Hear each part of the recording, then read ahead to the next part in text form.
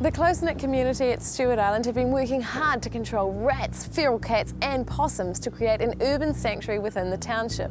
Imagine having kaka, robins and saddleback in your backyard.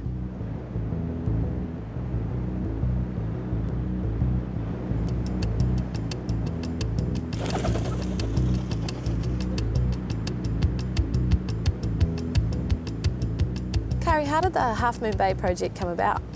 The first reason for starting the project was because a few people visitors out to Acres Point to look at the titi and the little blue penguins coming in, and none of them were coming in.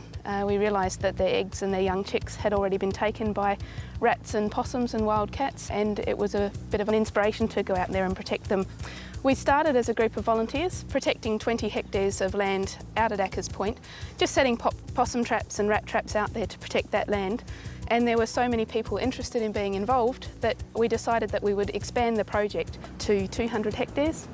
So we want a place where our children and their children can sit at their breakfast table and look out the window and see some of these endangered species living as residents in their backyards. It's a great feeling to carry a dead rat by its tail and bury it. So the only good rat is a dead rat? Definitely. If I could catch possums as easily, I'd do that too. It's turned into a bit of a competition amongst some of our neighbours as to how many possums or rats that you can actually kill in a month. It's a good example of what you can actually do to encourage birds into your own garden. Oh, we go down the lines and find a few possums once in a while and a couple of rats. Yeah, and Henry and I are allowed to sometimes set the rat traps.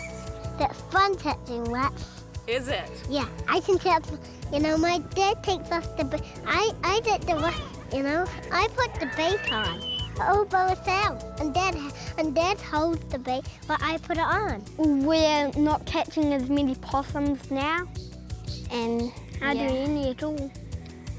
Yeah, not as many rats. Possums eat leaves and cheese. Leaves and cheese? No. Oh, trees! One of the major drivers of the economy on Stewart Island is becoming tourism. A key interest for people coming to the island is the bird life here.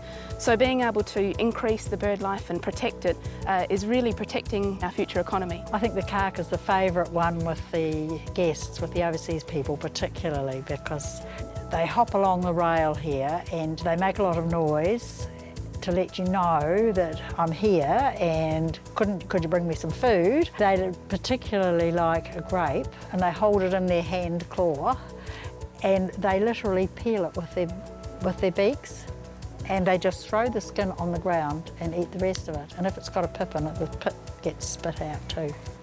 The Stewart Island community have the lofty goal of a predator-free island in the future, but for now their goals are small but precious. Weka foraging on Half Moon Bay Beach, saddlebacks flitting around the pub balcony, Stewart Island robins hopping in the garden, a flock of 100 mohu flowing through the village and hoi-ho swimming around the wharf. This is not a dream, we can make it happen, and I for one believe they will.